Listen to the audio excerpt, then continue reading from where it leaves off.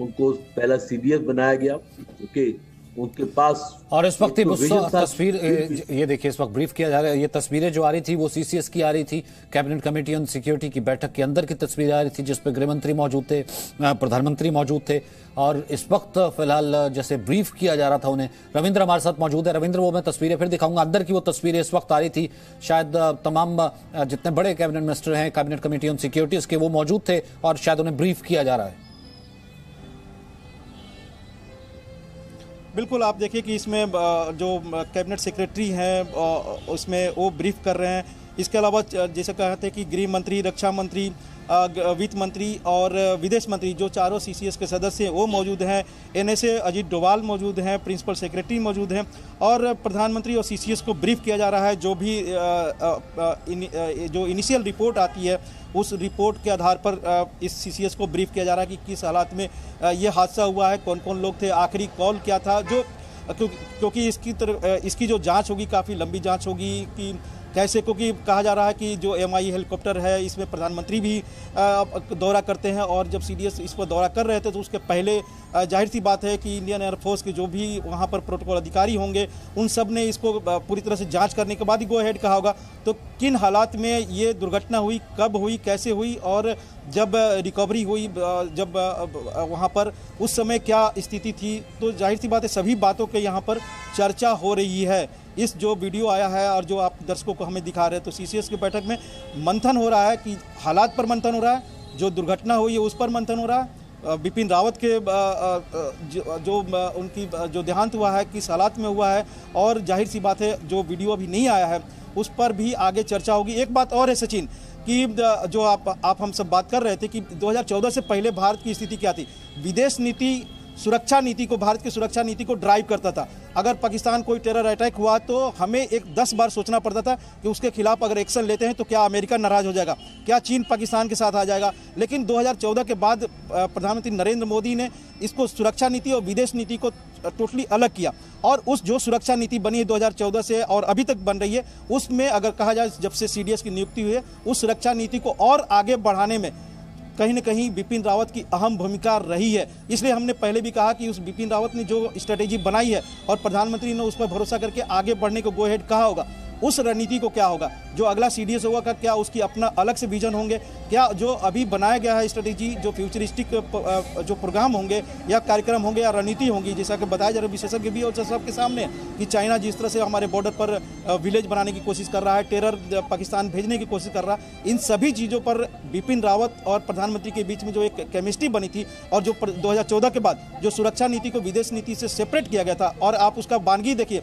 कि S-400 जब हम लेते हैं रसिया से तो अमेरिका भले ही नाराज हो, विदेश नीति का कुछ भी असर पड़े, लेकिन हमारी सुरक्षा नीति को वहां पर तरजीह दी गई। उसी तरह से विदेश नीति पर जब बात होती है तो सुरक्षा नीति को अलग करके विदेश नीति को तरजीह दी जाती है 2014 के बाद। तो दोनों को अलग करने में अहम भूमिका निभाई प्रधानमंत्री के उस विजन, और उस विजन को कहीं न कहीं सीडीएस बिपिन रावत आगे लेकर जा रहे थे और उस पर एकाएक ब्रेक लगना, ये सेटबैक होगा।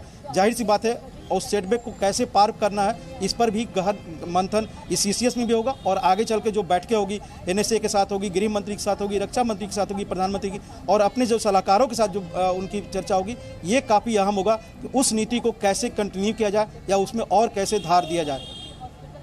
जाहिर सी बात है, और इसका तो आपने कहा कि जैसे कि अपॉइंटमेंट कमेटी है वो करती है, लेकिन ये प्रधानमंत्री का प्रोवोकेटिव था क्योंकि पहले सीडीएस है, यहाँ पर प्रधानमंत्री ने ही अपॉइंट किया था इन्हें। तो यहाँ से जनरल द्विवेदी क्या प्रोटोकॉल कहता है, यहाँ से फिर आगे क्या होगा? क्या ऑन होल्ड भी फिलहाल इस पोजीशन को डाला जा सकता है, किसी को अभी कुछ वक्त के लिए एडिशनल जिम्मेदारी दी जा सकती है या फिर और क्या आगे? नहीं, इसमें काफी विकल्प है।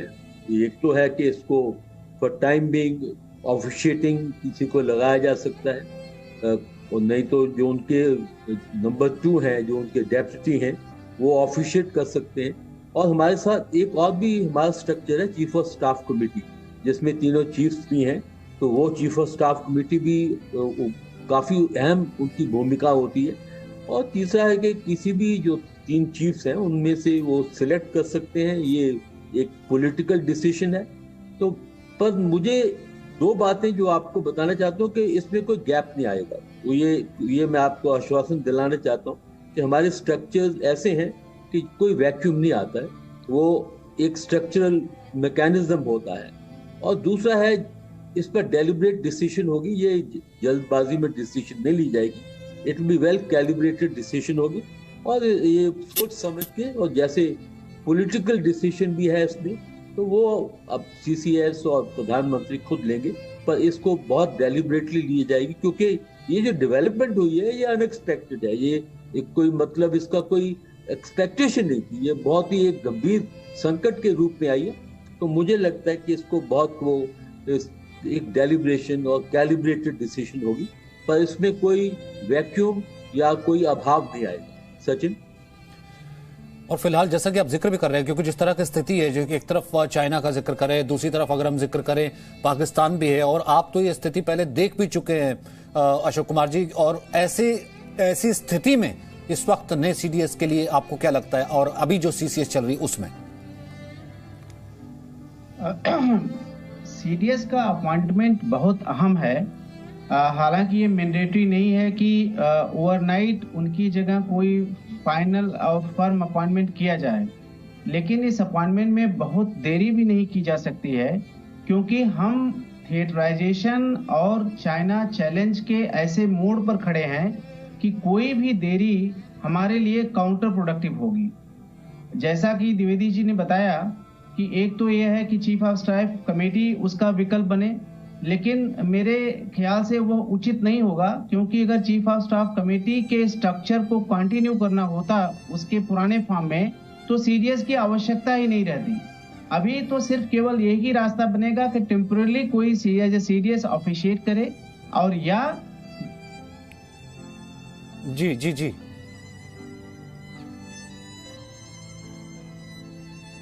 नहीं, आपकी आवाज जो है शायद मेरे पास यहां तक नहीं पहुंच पा रही है। दोबारा मैं कोशिश करूंगा आपसे संपर्क करने की। ब्रिगेडियर थापर, आप इन डेवलपमेंट्स को कैसे देख रहे हैं सर? देखिए, पहले तो बहुत दुख की बात है कि ये हुआ है। मैं पर्सनली जनरल रावत को जानता था, उनका छोटा भाई मेरा क्लासमेट है। जनरल रावत, हम दो बार तो मुझे याद है जो हमने इकट्ठे नौकरी की है एक ही जगह पे, तो काफी गुफ्तगू कॉरिडोर्स में मिलके गपशप होती थी, और मैंने हमेशा उनको बड़ी प्रोग्रेसिव थिंकिंग का एक अवसर पाया, जो कि और जिंदा दिल और खुश मिजाज हमेशा। तो I will miss him, we will all miss him. बाकी जो आप सीडीएस की बात कर रहे हैं, सीडीएस जी हाँ जरूरी अपॉइंटमेंट है। एक बड़े अहम मुद्दे के ऊपर फोकस किया हुआ है, उसके ऊपर डिलिब्रेशन चल रही है, बातचीत चल रही है, प्लानिंग चल रही है, और एक टाइमलाइन जनरल रावत ने लगाई थी कि इतने टाइम तक हमें इसको एस्टैब्लिश करना है। लेकिन फौज में क्या होता है कि एक आदमी के जाने से इतना फर्क नहीं पड़ता। हाँ, जनरल रावत की अपनी thought process, progressive thought process जो उन्होंने इस डिसीजन, इस प्रोसेस को दिया, वो जरूरी है, लेकिन कलेक्टिव थॉट होती है। तो वहां के जो स्टाफ ऑफिसर्स हैं, जो सीनियर ऑफिसर्स हैं, उनकी सोच विचार, जो पेपर्स लिखे गए होंगे, जो प्रेजेंटेशंस की हो गई, वो सब हैं। तो कोई भी दूसरा जब सीडीएस अपॉइंट होगा, वो इस स्तर से इसको ऊपर ले जाएगा। उसको पहले ब्रीफिंग होगी, वो पिक्चर में आएगा, और आगे ले जाना वो अपनी thought process, collective thought process, और अपनी कुछ सोच विचार जो उसके अलग होंगे उसको मिला के प्रोसेस को आगे ले जाएंगे। मैं छोटा सा सेटबैक कहूंगा ये मॉडर्नाइजेशन और थिएटराइजेशन और जॉइंटनेस के प्रोसेस को। मैं ये नहीं कहूंगा कि इससे बहुत ज्यादा इफेक्ट पड़ा है। और दूसरा, सीडीएस के चार्टर में डे टू डे ऑपरेशंस पर से नहीं है कि वो तीनों चीफ देखते हैं, तो इतना कोई मेरे को नहीं लगता कि सरकार को जल्दी होगी एक सीडीएस अपॉइंट करने में, क्योंकि ये खास अपॉइंटमेंट है, डिलिब्रेट करेंगे मेरे को लगता है 1 से 2 महीना। और अभी वैसे कुछ कहा नहीं जा सकता, लेकिन जैसा विचार है कि ये रोटेट होनी थी अपॉइंटमेंट, तो आर्मी की टर्न होगी, या हो सकता है कोई एयरफोर्स या नेवी का आए। तो दोनों नेवी और एयरफोर्स के चीफ अभी रिटायर किए हैं, एयर चीफ मार्शल धनोआ भी पहले रिटायर हुए एयरफोर्स चीफ के। सो काफी ऑप्शंस हैं सरकार के पास। तो अपना मुझे लगता है 1-1.5 महीना लगा के वो अपॉइंट करेंगे, और तब तक काम चलता रहेगा, काम नहीं रुकेगा। काम चलता रहेगा, काम नहीं रुकेगा, जाहिर सी बात, और काम रुकता भी नहीं।